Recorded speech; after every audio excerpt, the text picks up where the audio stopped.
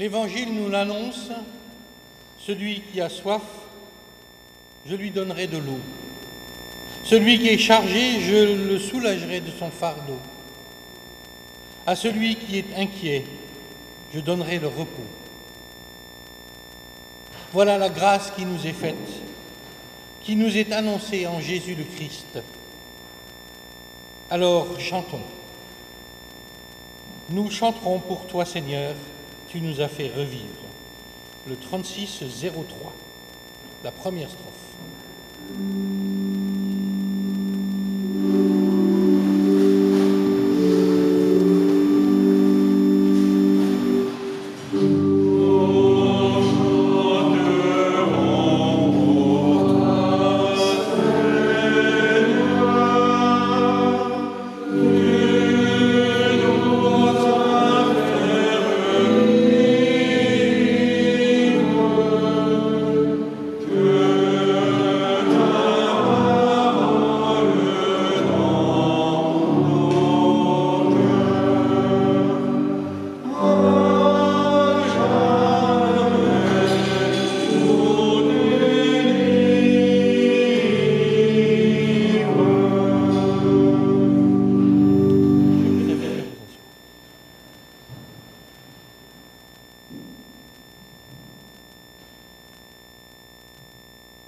Comme chaque dimanche, il nous appartient de déposer notre charge, de la laisser en ce début de culte pour être présent à ce temps, pour être là, disponible, attentif, accueillant.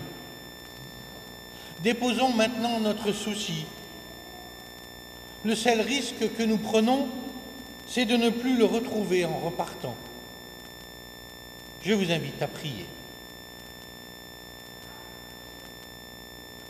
Seigneur notre Dieu, nous arrivons à l'entrée de ce culte avec tout le poids de notre semaine, nos fatigues, nos soucis, nos craintes, nos lassitudes. Nous te remettons tout. Prends tout, Seigneur, allège-nous, apaise-nous, désaltère-nous. Amen. Et je vous propose de poursuivre cette prière avec le chant aux lois de Dieu, le 2203. Et je vous propose de vous lever pour chanter.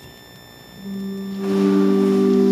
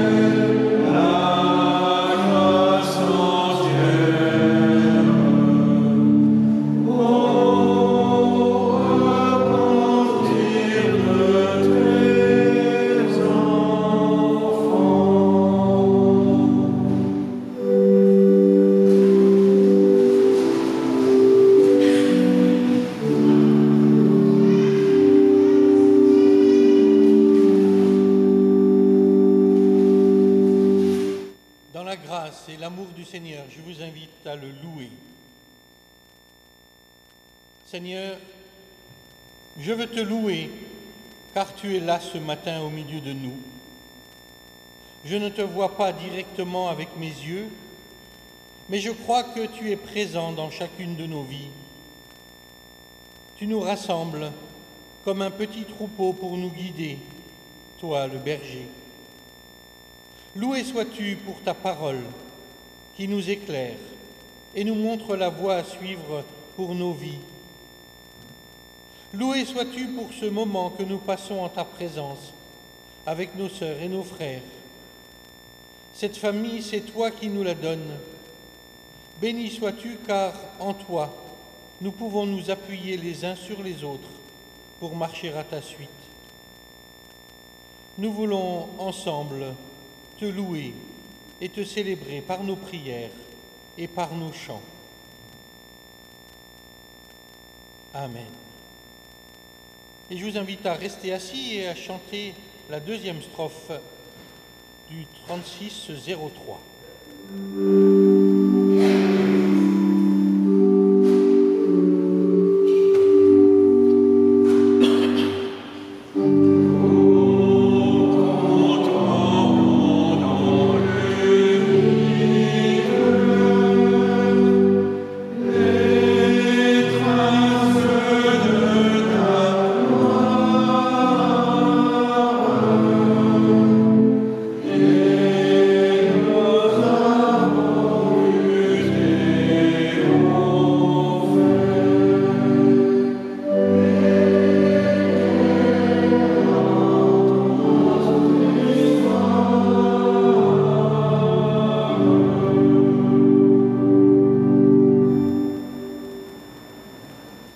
Ils sont en route.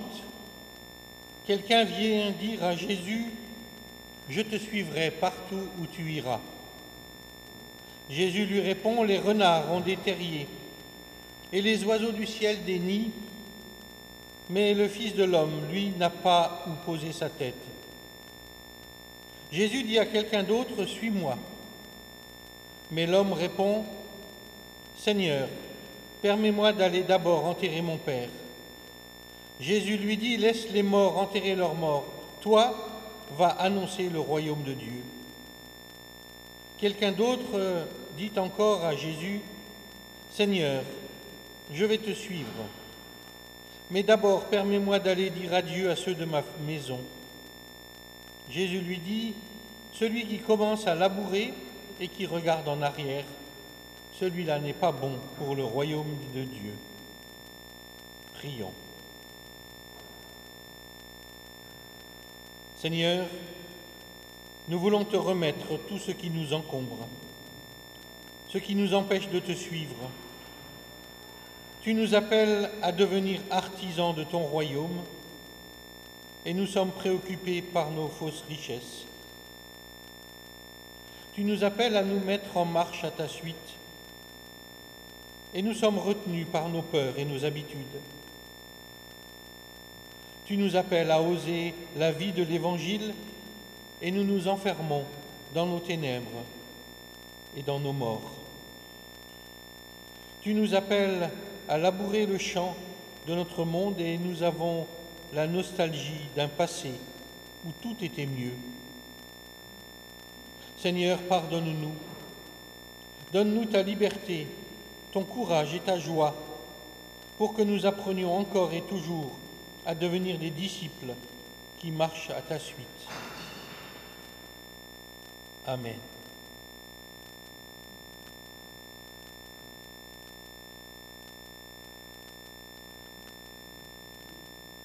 Dans l'Évangile, nous trouvons des paroles qui accusent notre façon de vivre, comme celle que nous venons d'entendre ce matin. Mais s'il y a des paroles qui accusent, il y a aussi des paroles qui accueillent, et des paroles qui nous assurent que l'accueil est plus fort que l'accusation. Tel est le cœur de l'Évangile, comme nous le rappelle ce verset de l'Évangile de Jean. Dieu a tant aimé le monde qu'il a donné son Fils unique, afin que quiconque croit en lui ne meure pas, mais qu'il est la vie éternelle. Mes sœurs et mes frères, je vous l'atteste ce matin, le Dieu de Jésus-Christ nous libère de notre péché, pour que nous vivions dans la certitude de son pardon et dans sa liberté. Alors, chantons cette merveille avec le répons suivant, tout en restant assis, le 3603.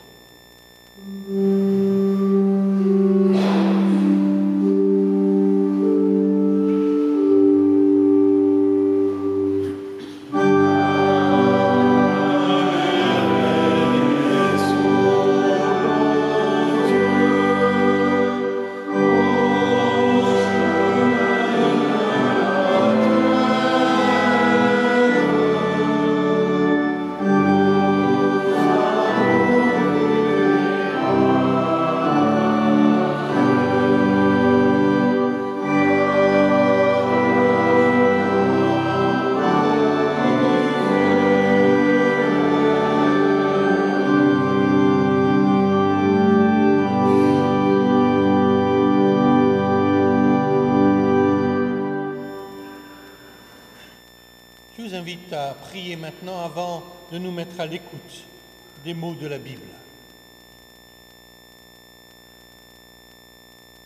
Sur le chemin qui les conduit à Emmaüs, les disciples sont fatigués, découragés. Ils ne comprennent pas ce qui est arrivé. Dans leur esprit, les événements sont brouillés, ils ont perdu le sens, ils sont désorientés. C'est alors que Jésus les rejoint dans leur marche. Il leur ouvre les Écritures, il éclaire leur chemin. Les disciples écoutent et leur cœur brûle. Prions. Seigneur, si tu ne viens pas toi-même ouvrir les Écritures, notre lecture sera pauvre et notre compréhension limitée. Mais si ton esprit nous éclaire, la parole fera sens. Notre marche s'orientera, notre chemin se précisera. Saint-Esprit, viens ouvrir notre cœur et notre intelligence à la compréhension de la parole. Amen.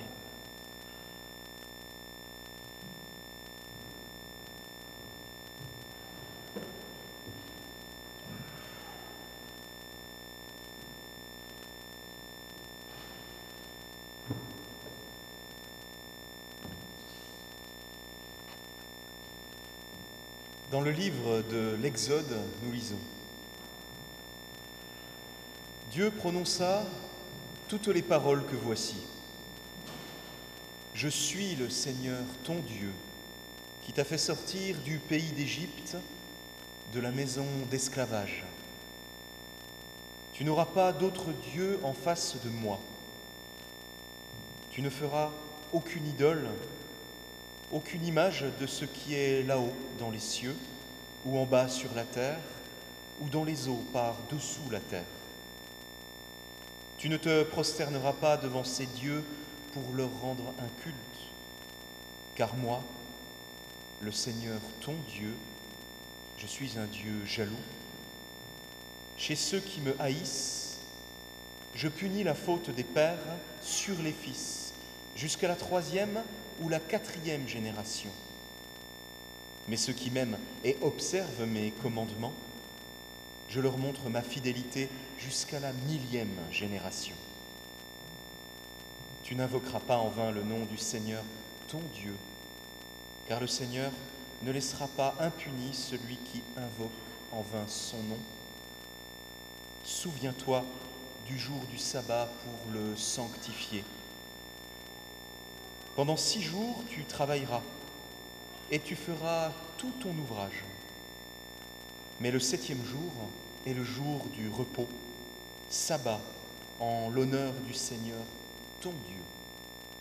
Tu ne feras aucun ouvrage, ni toi, ni ton fils, ni ta fille, ni ton serviteur, ni ta servante, ni tes bêtes, ni l'immigré qui est dans la ville.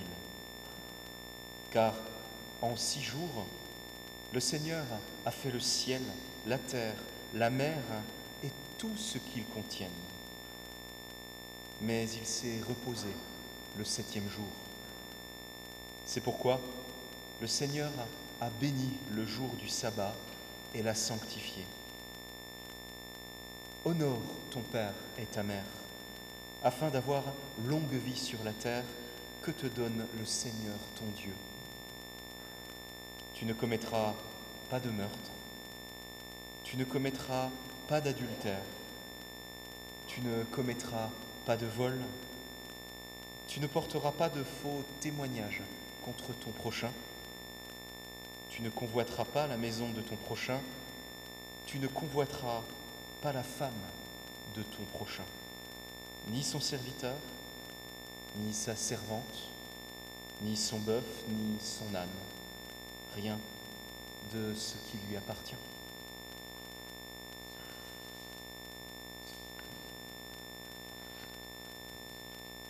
Nous lisons à présent dans l'Évangile selon Marc.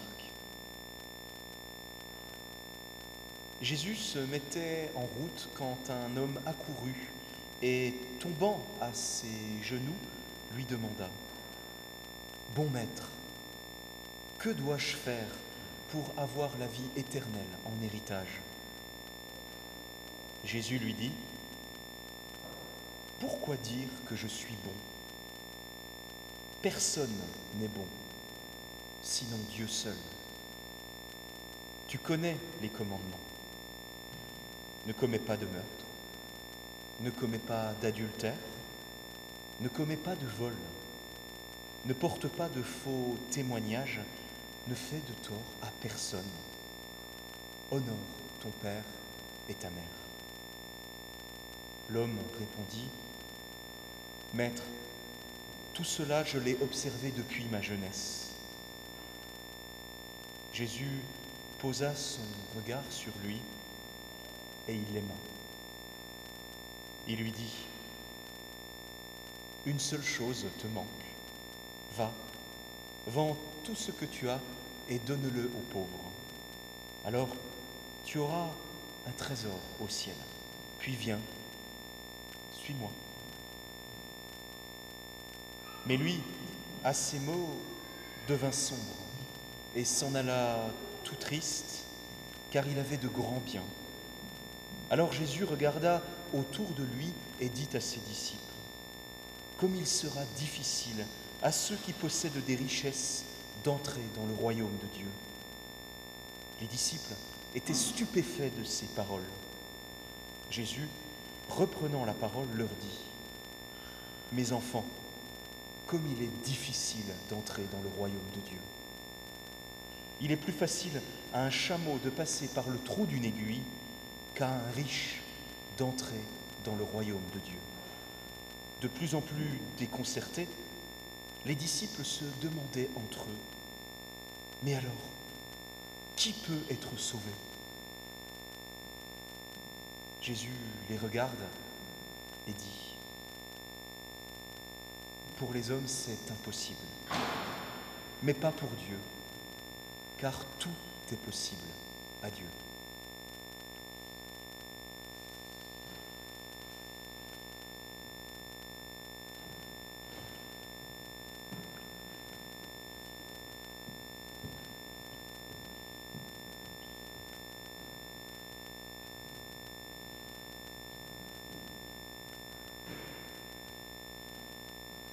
Avant d'entrer dans la méditation et la prédication, je vous invite à chanter le cantique suivant.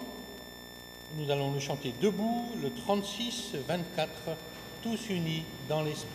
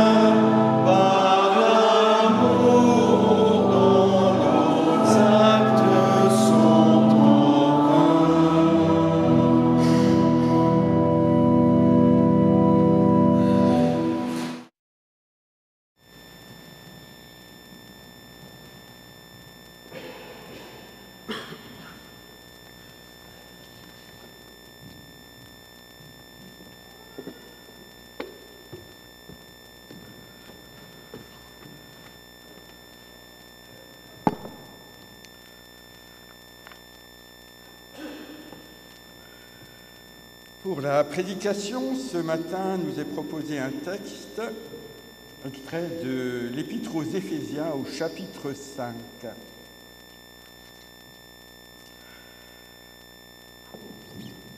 Écoutez bien, ça vous concerne.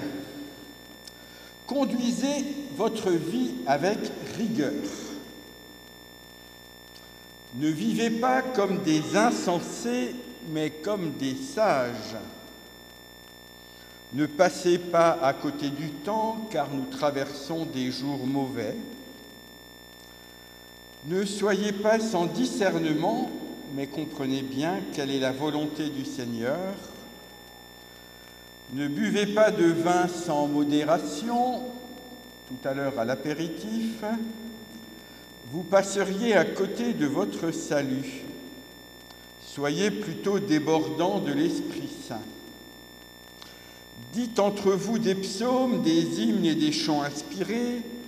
Chantez le Seigneur et célébrez-le de tout votre cœur, à tout moment et pour toute chose, au nom de notre Seigneur Jésus-Christ. Rendez grâce à Dieu, le Père.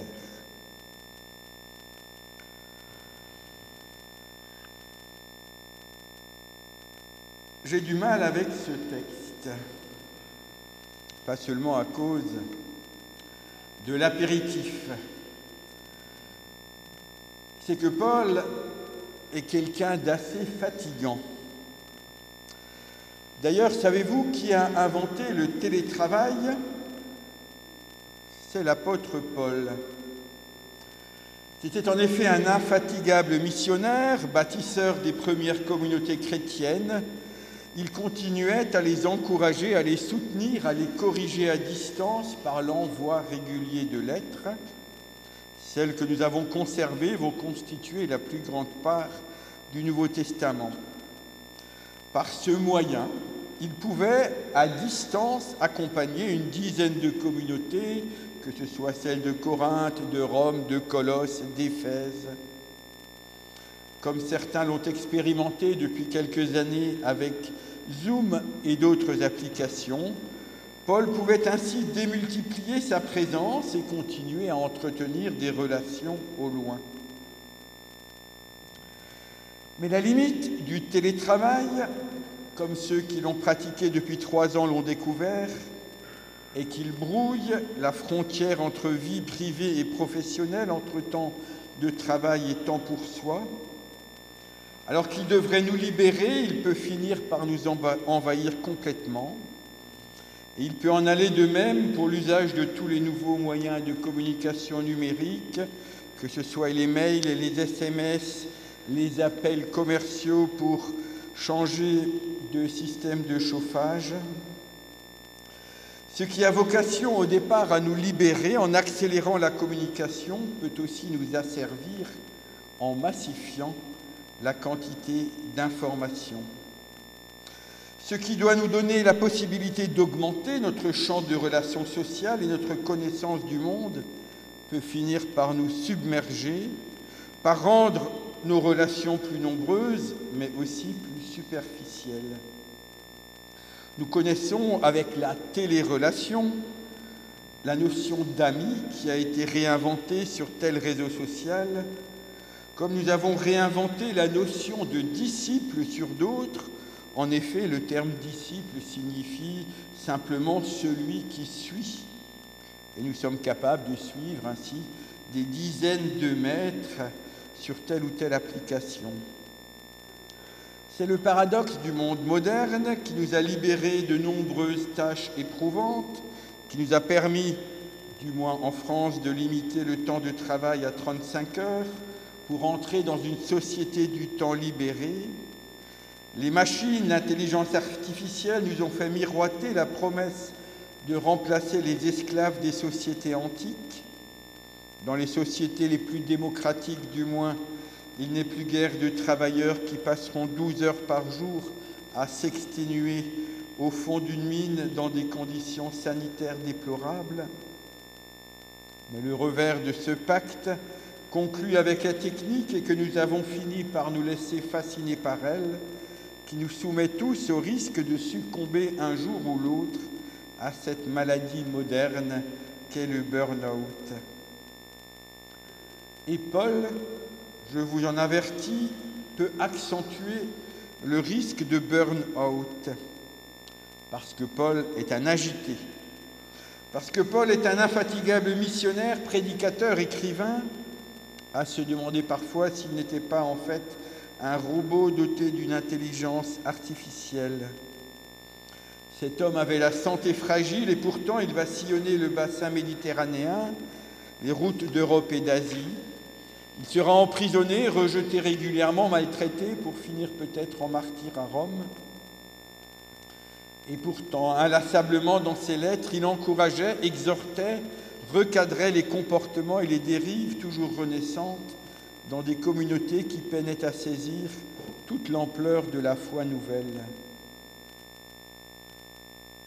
C'est que la foi, comme toute vie communautaire, est un chantier perpétuel, un peu comme le temple Saint-Étienne de Mulhouse, en travaux qui n'en finissent pas, ou comme la cathédrale de Strasbourg, qui est rénovée depuis le XIIIe siècle, comme nos communautés paroissiales aussi, ou comme toutes nos institutions, pour le dire avec une expression parlante, pour les protestants, l'Église, la vie, la foi sont toujours à réformer, à réinventer.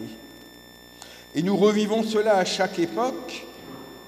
Et dans le premier texte que nous a lu Joachim, les 10 commandements, il y a cette expression, il y a ce commandement qui nous invite à honorer son père et sa mère. Comment comprendre cet honorer ? Honorer, ce n'est pas forcément répéter, imiter, conserver. Cela s'appellerait l'intégrisme. Honorer, c'est continuer à être fidèle à Dieu, à sa création qui se continue. Il en va ainsi de nos églises. Notre église sœur, l'EPUDF, est engagée depuis plusieurs années dans un processus d'évolution. Notre union d'église, l'UEPAL, est en période de bilan de son union. Notre œuvre missionnaire, le DEFAP, est engagée dans un processus de refondation. Et notre dynamique mulhousienne qui nous réunit ce matin est dans un même mouvement de réinvention d'un témoignage pour le temps présent. Mais pour nous qui ne sommes pas dotés de l'énergie surnaturelle ou artificielle de Paul, relire sans cesse nos comportements, nos manières de fonctionner peut générer bien de la fatigue et de l'inconfort. Le sentiment parfois d'être comme Israël, à tourner en rond pendant des dizaines d'années en ayant l'impression que l'exode ne prendra jamais fin, que jamais il ne sera possible d'atteindre enfin une terre promise pour s'y reposer. Il est usant de devoir sans cesse réinventer le monde. C'est un processus dans lequel notre société est engagée pour toute chose, pour ce qui concerne les relations entre les hommes et les femmes, nos choix de consommation, l'éducation des enfants. Ce processus nous met sous pression, nous contraint sans cesse à nous demander « est-ce que je fais bien ? Qu'est-ce que j'ai mal fait ?» La fausse polémique autour de la recommandation du Conseil de l'Europe à ne pas dire à son enfant « file dans ta chambre » est un exemple de notre intranquillité pour débattre sereinement. Qu'est-ce qui est finalement bien? Qu'est-ce qui est finalement mal? Comment faire mieux? Comment faire moins mal? Ce débat n'est pas d'aujourd'hui. Le plus ancien code juridique écrit qui nous soit parvenu remonte à il y a 21 siècles avant notre ère, donc il y a 42 siècles de cela. C'était le code d'Ur-Nama, qui a précédé de 3 siècles le code plus connu d'Hammurabi, tous les deux issus de la ville d'Ur en Mésopotamie. 1000 ans plus tard, paraîtra un nouveau code de loi, ces 10 commandements que nous avons entendus tout à l'heure et que nous portons dans notre tradition depuis lors. Un texte qui a été transmis génération après génération, que nous avons appris, répété, tenté de respecter, transgressé, minimiser, interpréter. Parce que le problème est bien là. À chaque génération, à chaque époque, Les lois sont à interpréter, à comprendre à nouveau frais, parce qu'une loi est toujours contextuelle. C'est encore assez simple pour la loi ne pas tuer, ou pour le commandement ne pas tuer. Il est assez objectif, encore qu'il y ait différentes manières de tuer. On sait qu'on peut tuer quelqu'un simplement en ne le regardant plus, en se détournant de lui. Ne pas voler est tout de suite plus complexe. Pour la CGT, Total vole ses salariés. Est-ce que Vladimir Poutine, en jouant avec notre train de vie, n'est pas en train de nous voler notre confort? Nous avons vu aussi qu'honorer ses parents demande de la nuance. Qu'est-ce qu'honorer ses parents? Est-ce refaire ce qu'ils ont fait ou est-ce les honorer que, partant de notre éducation reçue, nous en faisions quelque chose de neuf? Quant au fait de ne pas avoir d'autre Dieu, de ne pas convoiter, de ne pas mentir, comment définir cela pour aujourd'hui? On remarquera deux choses. C'est que tous les commandements sont placés sur le même plan. Il n'y a pas de préséance de l'un sur l'autre. Convoiter, mentir sont d'une certaine manière, en tout cas dans leur écriture, équivalents à tuer. Et puis ces commandements ne sont pas accompagnés d'une échelle de punition ou de peine. Ils sont à entendre d'abord comme une ligne d'horizon pour le navire ou comme l'étoile polaire qui va guider le navigateur. Mais Jésus va encore pousser le bouchon plus loin avec ce récit de l'homme qui avait de grands biens, à qui il va proposer de se déposer de tout. Il lui dit « Vends tous tes biens et donne tout aux pauvres ». Qui parmi nous pourrait subsister devant cette radicalité? Et lorsque Jésus dit « Il est plus facile à un chameau de passer par le chat d'une aiguille qu'à un homme d'entrer dans le royaume de Dieu », nous pouvons nous demander qu'est-ce que c'est qu'être riche déjà? Suis-je trop riche? Dieu attend-il que nous soyons des purs et des parfaits? Et Paul s'inscrit dans la même ligne. Quel prédicateur n'a pas, à la première lecture d'une épître de Paul, commencé par pousser un soupir d'accablement? Aujourd'hui, mon cerveau va encore prendre cher, parce que Paul est exigeant, parce qu'il est sans concession, parce que sa pensée est complexe, parce que son écriture est dense. Rien qu'à l'idée de lire un de ces textes, je suis saisi par l'envie d'aller faire une sieste. Et puis Paul me fatigue par son ton souvent tellement sérieux, par l'absence d'un peu d'humour pour faire passer la pilule plus facilement. Lisez-le encore une fois ou écoutez-le quand il nous dit « Ne vivez pas sans rigueur, ne vivez pas sans sagesse, ne perdez pas votre temps, buvez sans exagération. » Oui, Paul me fatigue. Il me fatigue à sans cesse vouloir déconstruire la tranquillité dans laquelle j'aspirerais à m'installer. Une personne rencontrée récemment pour préparer des obsèques l'avait résumé d'une manière un peu tranchée, mais assez juste, m'a-t-il semblé. Il m'a dit « Chez les catholiques, c'est quand même plus simple. Tu vas chez le curé, tu as une confession, tu es pardonné et tout est effacé. » Alors que chez les protestants, pour obtenir le pardon, il faut être sincère devant Dieu. Paul nous requiert totalement, corps, âme et pensée. Il est de la veine des prophètes qui bousculent, qui ne composent pas, qui ne négocient jamais. C'est un homme entier, passionné, acharné, radical. Autant il avait été, dans sa première vie, zélé pour persécuter les chrétiens et défendre la tradition de sa religion d'origine. C'était un intégriste. Autant il va demeurer zélé comme apôtre du Christ. D'une certaine manière, les interpellations de Paul vont nous équarrir comme le castor va le faire avec un tronc. Oui, Paul est un équarrisseur sans concession. Il se livre à un équarrissage de nos modes de vie. Il nous expose nus face à notre péché, à notre fragilité. Nous pourrions le comparer aussi à un singe qui va s'épouiller minutieusement, il va repérer, extirper toutes nos compromissions. Mais qu'est-ce que c'est fatigant! Et comme pour l'échange de Jésus avec l'homme riche, il nous laisse un sentiment étrange, une impression désagréable. Avec un tel texte, il m'est donné l'impression que le salut dépendrait de mes œuvres, de mon perfectionnement personnel.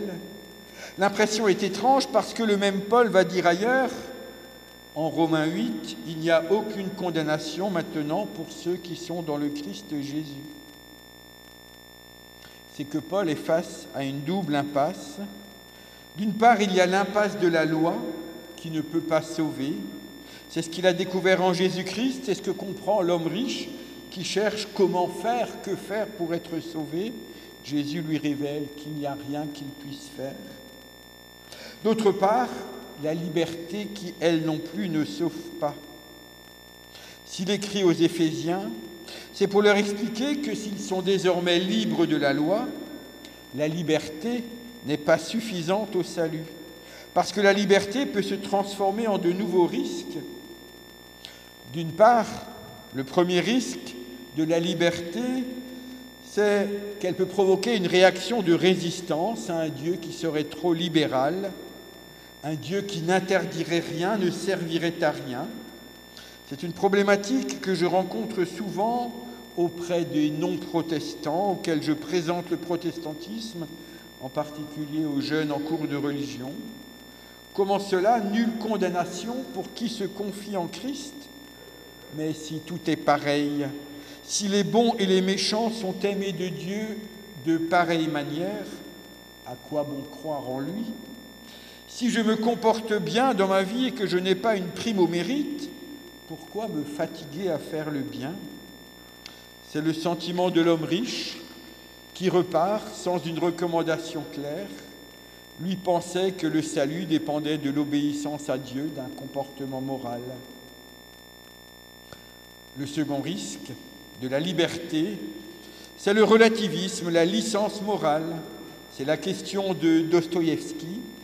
Si Dieu n'existe pas, alors tout est-il permis? Elle devient ici, si la loi de Dieu n'existe pas, tout est-il permis? On peut utiliser Jésus pour dire je vais faire tout ce que je veux. Enfin, le troisième risque de la liberté serait de rejeter Dieu, de se passer de lui. Et c'est ce que nous découvrons dans les exemples que j'ai cités plus tôt, qu'un monde sans Dieu va réinjecter sans cesse de la loi, des lois qui vont être parfois plus dures encore que les lois religieuses précédentes. Finalement, trop de lois, comme l'absence de loi, sont toutes des chemins qui sont des impasses. C'est pourquoi Jésus va ouvrir une troisième voie, l'invention religieuse la plus fondamentale, je crois, de l'histoire des religions, la loi de la grâce. Face à tout ce qui peut nous fatiguer, aux injonctions souvent contradictoires, à la pression que nous impose l'esprit de ce temps, à la crainte de ne pas savoir choisir le bon chemin, nous sommes invités à nous tourner vers le Christ, vers la source de tout amour, vers celui qui ne pose pas de jugement, mais qui nous montre un horizon. Et c'est ainsi, je crois, qu'il faut comprendre l'intention de l'auteur. Je crois même qu'il nous faut renverser la lecture du texte. J'ai gardé tout le contenu du texte, mais je l'ai inversé. Si Joachim veut simplement le passer. Et cela va donner cela. Tout commence par la reconnaissance, par la louange comme notre culte. Dites entre vous des psaumes, des hymnes et des chants inspirés, chantez le Seigneur, célébrez-le de tout votre cœur, à tout moment et pour toute chose, au nom de notre Seigneur Jésus-Christ, rendez grâce à Dieu le Père. Pour ce qui est de votre salut, préférez l'ivresse de l'Esprit Saint, elle est plus sûre que tout paradis artificiel. Que votre discernement se fonde dans la connaissance de la volonté de Dieu. Lors des jours mauvais, Concentrez-vous sur ce qui est essentiel. C'est ainsi que vous n'aurez plus l'impression que votre vie est aléatoire ou subie. Elle est tout entière sous la grâce de Dieu. Ainsi, dans cette compréhension de ce texte, je vais mieux respirer. La grâce est l'assurance du repos, la libération de la préoccupation du bien faire ou de ne pas mal faire, d'en faire trop ou pas assez. C'est ce que ressentira Luther en découvrant la grâce au cœur des écrits de Paul et donc de la Bible. Je me sentis renaître et il me sembla être entré par des portes largement ouvertes au paradis même.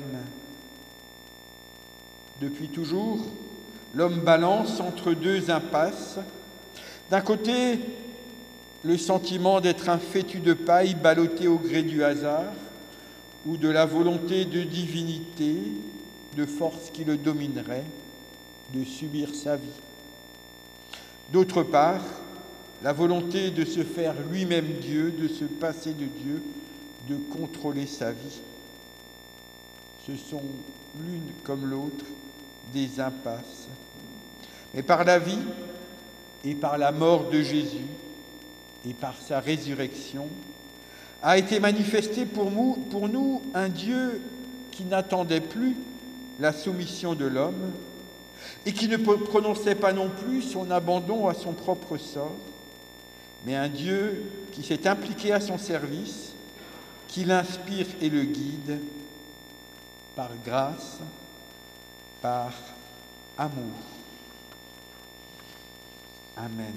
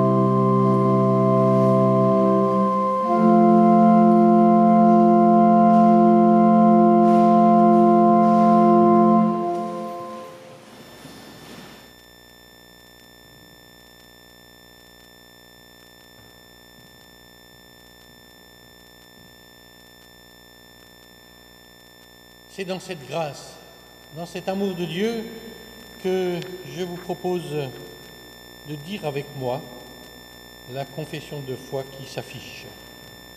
Pour ceux qui ont un cantique, elle se trouve à la page 1099 et c'est la confession de foi numéro 3.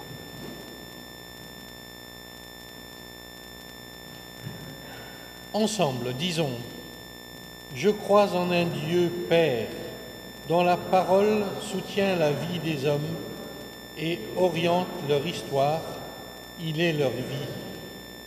Je crois en son Fils, né parmi les pauvres, lumière dans notre nuit, premier-né d'entre les morts, il est vivant. Je crois en l'Esprit Saint, qui nous fait naître à la vie de Dieu, qui anime le combat pour la justice, qui nous conduit dans l'espérance, il est la force qui fait vivre. Je crois la Sainte Église universelle, messagère de la bonne nouvelle qui rend libre. Elle nous enfante à la vraie vie. Je crois la résurrection dans l'imminence d'un monde nouveau où Jésus-Christ, notre Seigneur, sera tout en tous. Amen. Je vous invite à prendre place.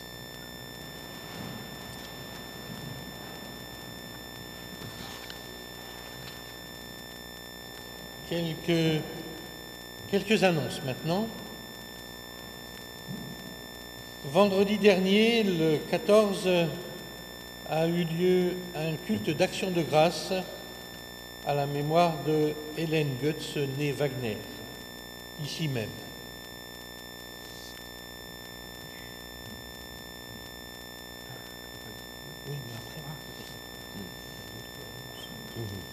Et pour la paroisse Saint-Martin aussi, mardi après-midi, seront célébrés les obsèques de Madame Hercher. Monsieur Hercher était un membre invité du conseil presbytéral. Cela se passera au centre funéraire de Mulhouse.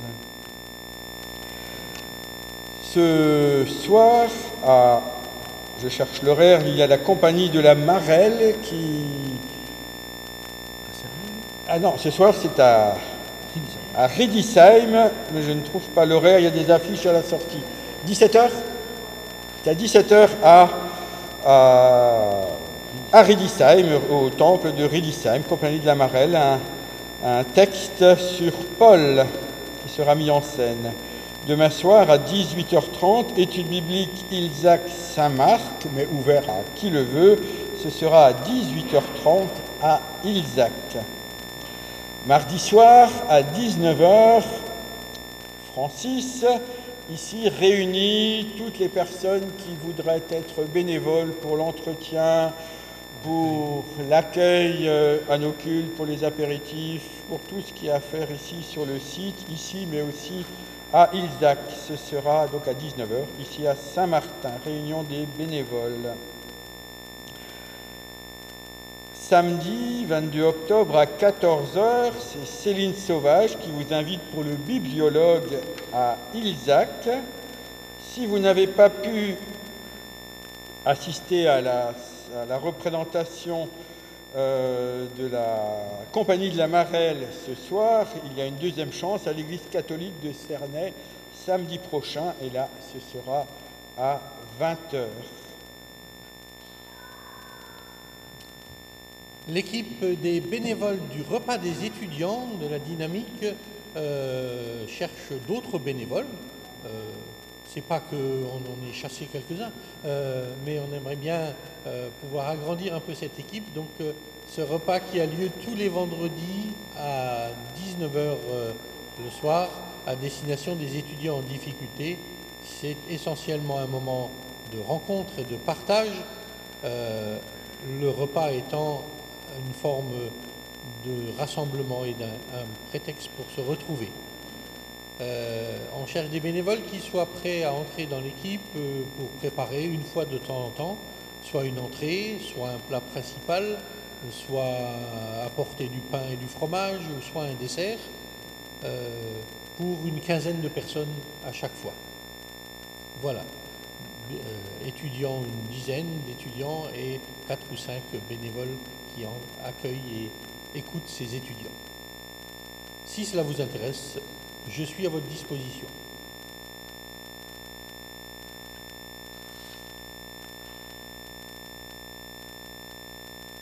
Donner de son temps, c'est ce que nous vous invitons à faire, mais donner aussi de son argent pour soutenir la mission de l'Église, c'est ce que je vous propose de faire maintenant avec la collecte de votre offrande.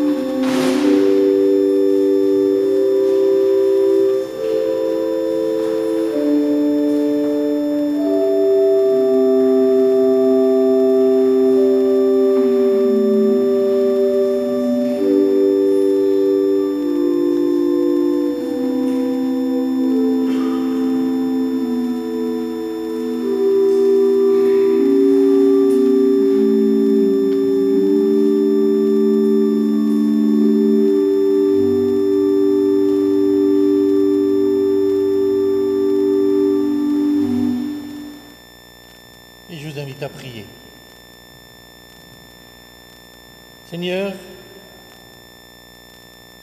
dans ce monde, certains, peut-être comme le jeune homme riche, montrent leur argent pour nous proposer leur réponse sur eux-mêmes.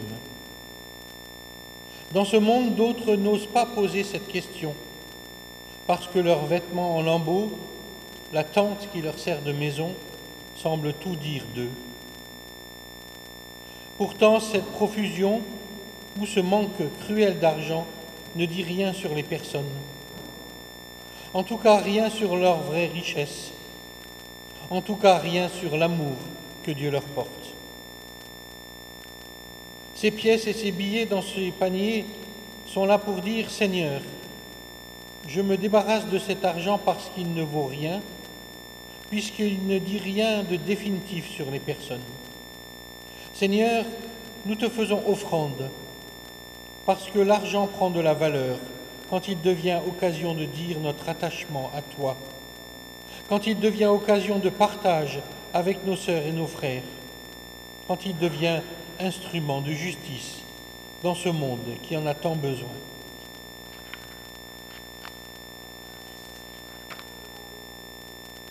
Seigneur, notre Dieu, notre Père, tu règnes, tu viens dans le monde et tu nous fais porteurs de ta bonne nouvelle. Pourtant, nous voulons aussi crier vers toi avec les femmes et les hommes qui sont aujourd'hui dans la détresse.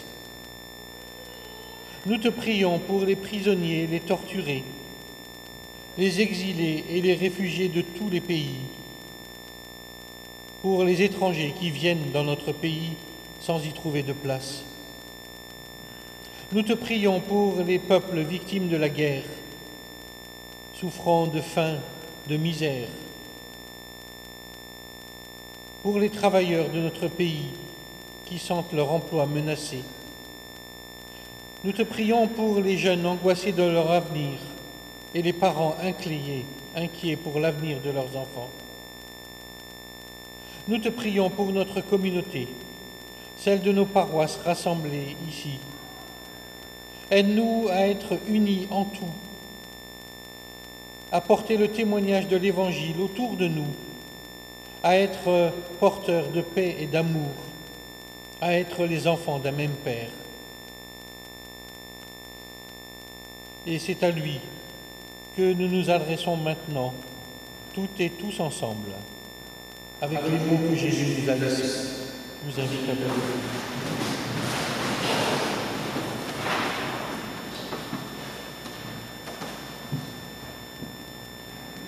Ensemble, disons, notre Père, qui es aux cieux, que ton nom soit sanctifié, que ton règne vienne, que ta volonté soit faite sur la terre comme au ciel.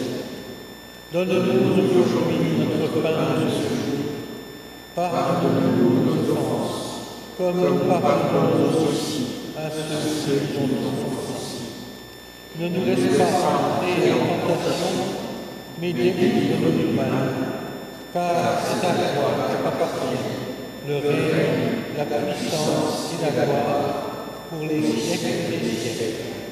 Amen. Et je vous invite à chanter le numéro 4501, « Ta volonté, Seigneur mon Dieu, deviendra ma sagesse ».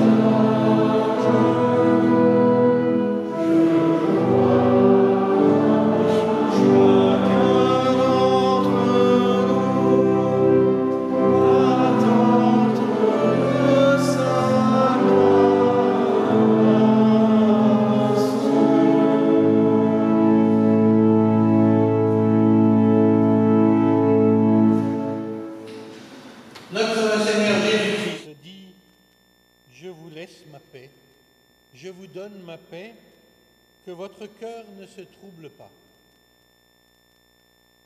Allons sur le chemin de la vie, confiant dans cette parole.